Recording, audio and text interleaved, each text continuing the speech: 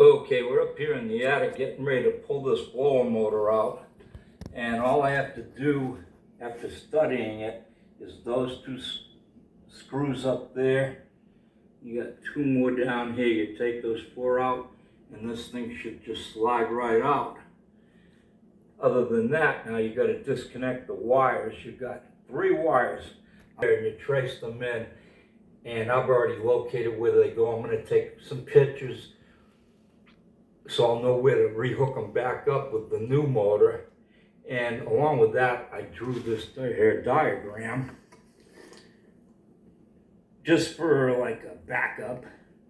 And if you don't have this, it's always great to have a little box of colored pencils and something like this, and you can draw up your own little diagrams. Okay, she's out. Not as heavy as I expected it to be, but it's heavy enough and it's awkward up in this little area that I'm in. And my old fat body isn't. All right, I'm not using the ratchet strap. Really Notice the toilet paper. I don't know how the hell that happened. And all I'm saying is, honey, if you awkward, see, I can practically hold it with one hand. It looks like it's a big cooking pot. Yeah. Spaghetti sauce. Huh? Spaghetti sauce pot. Spaghetti sauce. The spaghetti sauce cooker she finished. Put it down. And we're going to find out about this motor. Hey everybody. I got my new motor in the mail yesterday. I got it from eBay. Came from this company. And this is the story on this. When you're going to order one of these, I think you could get the same thing from Amazon and probably other sources too. But when I went to order this, the number I used was B13400-353. That's if you got one of these old motors, go down here and use that number. And then when you get it, buy one online, make sure that all this stuff matches up. That and the horsepower, of course, you want to make sure. And this here figure here, these things got to match.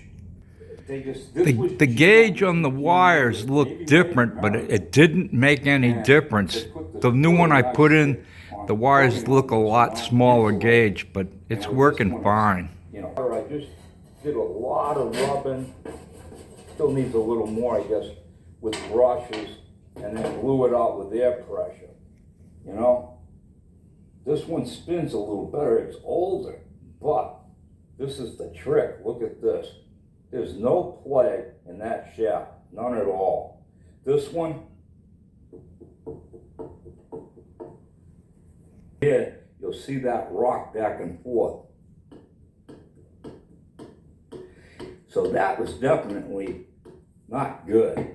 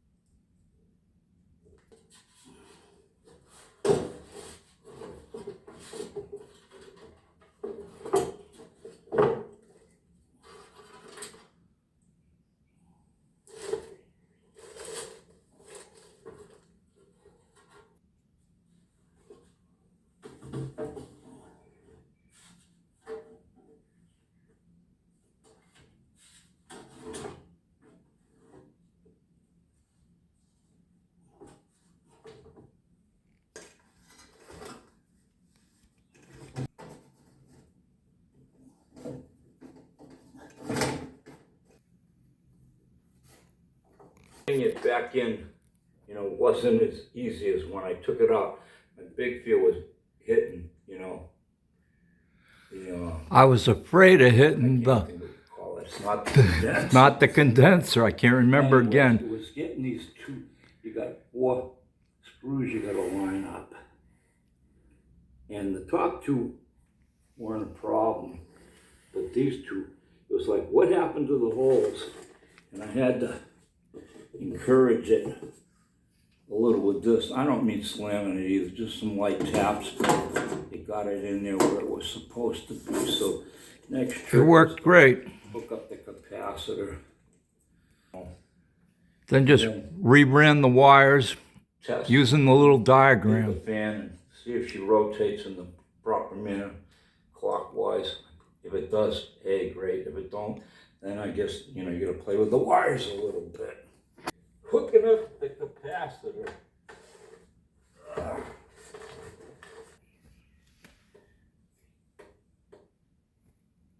I have up here. I'm just not gonna be able to get in here and film this, but it's pretty much self-explanatory. Pictures, you know, with the phone showing where to plug them in, and I drew a little diagram too. It worked. Up. They're in the right spots. I triple checked. Let's go. Believe it's rotating correctly. Gotta run downstairs and check a couple of things. Maybe we're in business. Last but not least, you know, I bought this at Harbor Freight. You've seen them, I'm sure. But it was like, I think it was $28. But that motor was $252. It's pretty good. I checked its, you know, accuracy. The cat, it says at 79.9 degrees. 75, right on her forehead's 80. And all right, hey, we're at home and we're gonna find out just how good is the aimed thermometer. Thermostat We says gotta set it 67 Fahrenheit. degrees. See Let's that? see what she does. 67.1. Look at that. $28 at Harbor Freight. Checking the heat at the registers.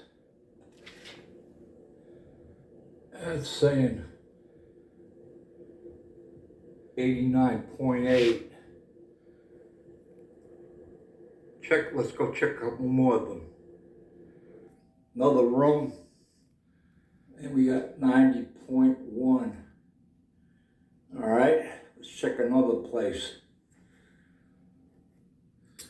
All right, yeah.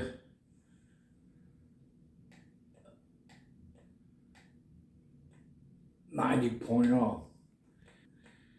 I read that if you're between 80 and 100, you're good.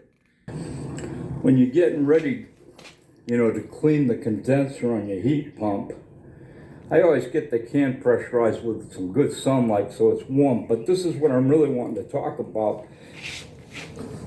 Have a trench. You always need a trench around that pad that the heat pump sits on so that the dirt and grub coming out from underneath it have a place to go, instead of just collecting and flowing back under and just building up under there, which will cause the case to rot after a while.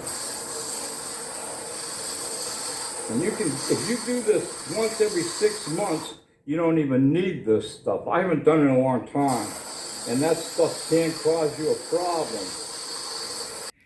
I'm talking the stuff, you know, the cleaning agent. If you keep using it constantly and you leave it on for a long time, it can.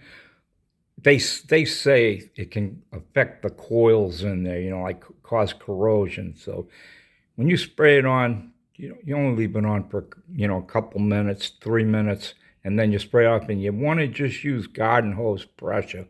Don't get a pressure, one of those high-speed pressure washers for the job. You could damage the unit. Just got finished, flushing this all up.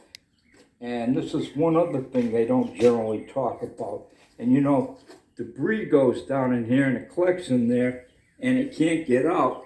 It can drain out through here, but there's actually 3 other little holes. They're about the size of a dime. They're at each corner where the legs are. And I doubt you can see it in there. I know you can't. But if you don't have those where when it rains, the water can drain out and pull debris, the debris is going to build up in there, and then it's going to start filling up in here, which is what happened to this one. So you got to get under here. You can feel under there by the leg, and if you feel around, yep, right here, you're going to feel a notch, and that's it. And you got to work on that, spraying water up in there and keep. Also, if you haven't done it, get some of that, fly screen and put it on top so that leaves and dust and, bugs or whatever can't get in through the top and, fill up the bottom down here. I'm self-editing. It's kind of crazy what I do. 5:52 in the a.m. Sun hasn't come up yet. Well, she's running. You can hear it. Sounds pretty good. The old motor there. Messing with this. And I pulled the radiator out. I want to get that radiator record. It's about what I'm doing right now. I called the job done, actually, it's been over 2 weeks, going on 3 weeks, and she's still working fine. I was going through some old paperwork, and this was put in back in 2000, and it's 22 years old, so 2003. And when they put it in back then, it cost to completely tear out the old unit and put in the new unit was $4,600. That's 2002. They quoted me this time around to just repair it would be about $6,000, and a brand new unit would be about $12,500. I fixed it all. I got it running. I don't know how long, I don't know how long it'll last, but I didn't spend, I spent about $400. And I haven't even added any refrigerant to it. Hopefully I won't have to, but we'll find out. But if you got the money, hey, if you got the money, I thought I wasn't running. I didn't think the camera's going. If you haven't got the money, do it yourself. If you're loaded with money, hey, why not? Pay somebody to do it. But I'm not loaded with money. Everybody, thanks for watching, and I'm keeping my fingers crossed. I hope I never have to replace it. 3, 4 more years from now, they'll want $20,000. It's nuts. Talk about inflation. Everybody, just keep doing it yourself as long as you can.